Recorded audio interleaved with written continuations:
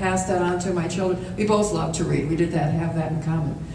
But he was such an interesting man, and when I first met him, I was really impressed because we could talk on the telephone for hours and hours and hours and debate and argue and do all of that.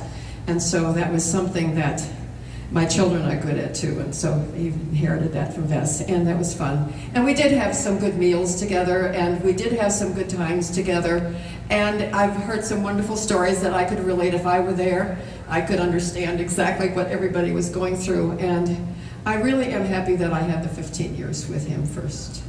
And I'm glad that, Fran, that all of you were together and shared some wonderful experiences too.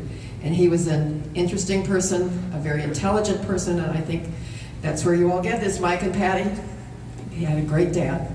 So with that, I'm going to turn it over to Fran, and I'm glad I got to meet some of you. I hope to meet before the end of the evening some of you that I haven't before. And thank you for coming tonight.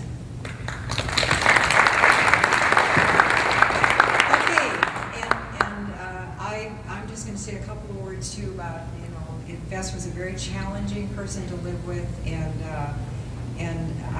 we had our arguments and we had our problems, but at the end of his life, I felt a deeper love for him than I thought was possible. But now I want to finish this on a happy note, because I'm imagining him looking down saying, oh God, get this over with. Now, Wendy, I was hoping you would tell this story, or that Carmen would tell this story, but since you chose not to, I'm going to tell this story. Carmen had a going away party for us when we left to go to South Carolina in 2000. And Duke was always trying to get the best of us. And he did. He went up to Ves in front of a whole room full of friends, and he said, Ves, I have something that I have to confess to you.